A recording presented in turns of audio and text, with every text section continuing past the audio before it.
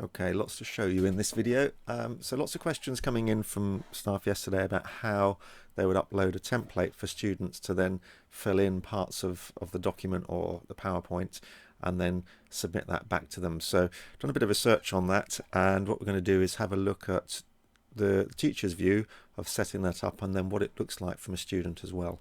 So let me show you what I've prepared already, or more importantly what Jen's prepared. So I've saved in here in this testing folder her presentation about types of energy, and then she had a Word document which was the let's have a look at it. It's a template for the kids to fill in, and they're supposed to just obviously go through the PowerPoint and then work out what piece of information goes in which box. So the way we've done it in terms of setting it as an assignment means you can put this on for students, but then they have to download it, save it, then work on it, edit it, and then save it again, and then upload it, which is a bit of a faff. So we're going to look at how we simplify that for students. So that's the Word document. I've also duplicated that in Google Documents so that you can see the difference for the students when they get the same thing as a Word document and as a Google Doc. It just is a little bit easier working in Google Classroom if you can work as Google Documents. But you'll see that as we go. It's not impossible, but it is just one stage less of complexity. So we're going to go to the Staff 19 group, and I'm going to set a classwork assignment. Now, please don't get confused by these. These aren't real assignments that I'm actually setting you to do by deadlines, but it's always a good idea to put a deadline so that it comes up on the kids' to-do list or calendar at the right place. So this title will be Power, and because I'm going to upload the Word doc in this one, I'm just going to call it Word doc so we know which one is which. Okay, so I can put some instructions such as click on the file, but you'll see as it happens. So I'm going to add from my Google Drive because that's where it's saved, but equally you could have saved this on your computer, so it could be on a memory stick, so you can do it from file or whatever. But on my Google Drive, I go to my Google Drive to my testing folder, and hopefully, where's it gone? Shut down. Wrong testing folder. There we go. So I've got my PowerPoint, which was the information that they need to read to then be able to fill the form in. So I'm going to add that. Now that's there. It says students can view the file. If you want to make them be able to edit the file, and which means they can all edit it and share, they'll all see each other's edits, and anybody could change it. Probably not the way you want to work if it's an information file. So leave that as it is by default. But the next one we're going to add is the one we do want them to be able to edit. We don't want them to be able to edit one single file. We want them to have a copy of that file each. So I'm going to add that file as well from my Google Drive. Okay, so it was the Word document we're going to use. You can see it's got a little W on it to tell you it's a Word document. So that's one I'm going to select and add. Now for this one, we're not going to say this because one person edits it, everybody sees the edit. We're going to go to make a copy for each student. So it's like handing the work out of a photocopy for each student. So now that we've done that, we've set the date for when it's due in. You can add additional instructions if you want, and we're going to assign. Okay, I'm going to do exactly the same thing again now, but this time I'm going to assign the Google document instead of the Word document. So same thing, Power, but this is going to be my Google Doc, just so that you can see how it works again for the students. So from the Google Drive, there's my energy types there, and add another one that students can view only.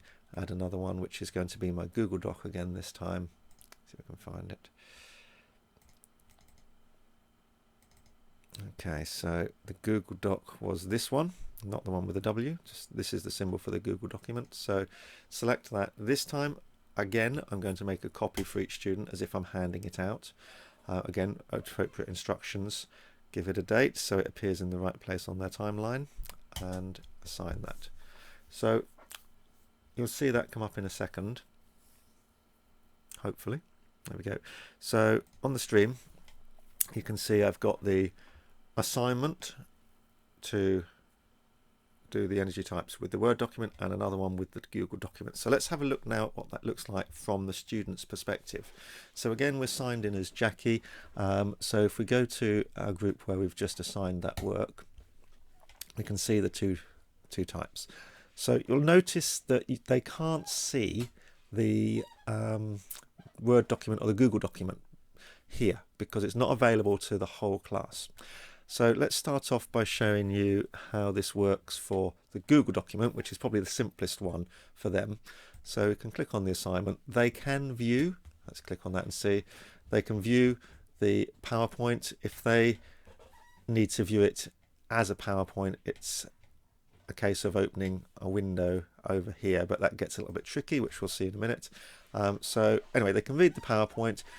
In this view, there is no animation, so be thoughtful about that when you're setting this work and thinking, do I want to add animation so they can see it?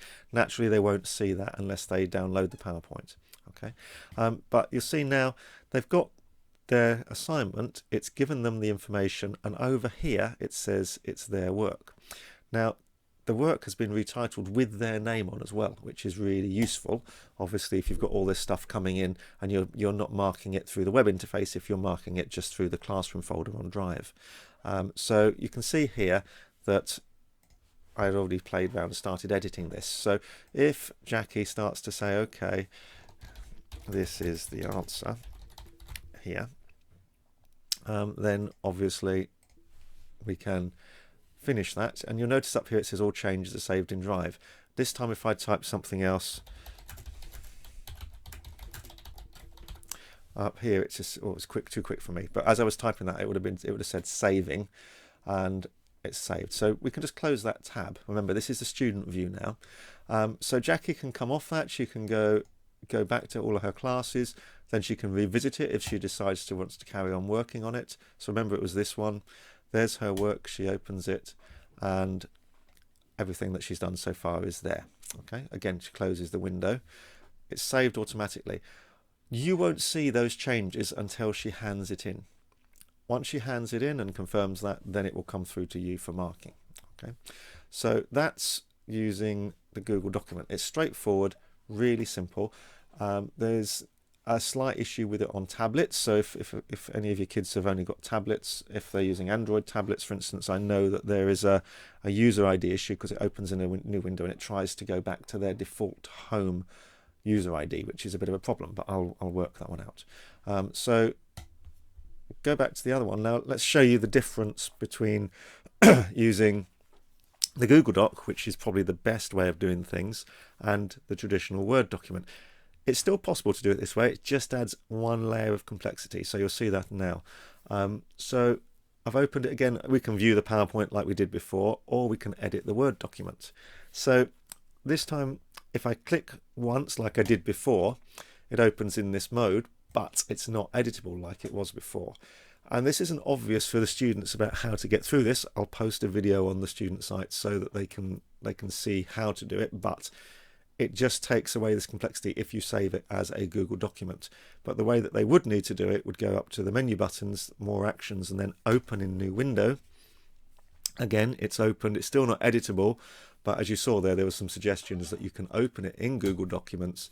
Now it opens in Google Documents. Now we've got 3 tabs open, for instance. This is the last one that we opened in a new window. Now we've opened it here. Now we don't need to take a tour, and we can start editing it. Remember, it's not got the previous answers in because this is the Word document. Okay, but again, it says all changes are saved, so she can close that. Doesn't show it here because that was a previously opened window. We'll close that. And now we've got to go back, so you can see the extra layers of complexity. If she now goes back to her Word document, oh, it's not saved, that's a bit weird, and then says open in new window, the answer is there, it's just not visible in that preview one. So it's really confusing for the kids. So anything you can do to help save your Word documents as Google documents if you're going to put them onto the system will definitely help the kids and keep it easy for them. So hopefully that's okay, and obviously when she's finished that, she hands in. I think that's it for how to assign documents, or if you're wanting them to complete a PowerPoint with titles on the slides and asking them to put pictures and information in the PowerPoint, again, it will add that layer of complexity if you upload it as a PowerPoint. If you can upload it as a Google Slides presentation, then that will again become easy, like the Google Documents. It's a learning curve for us all. Don't worry if you don't get it right first time. Anything that they can access and do and submit is just a bonus at this stage. So happy times. Good luck with that. I know it's a headache, but stick with it. We will eventually get it. So thank you very much.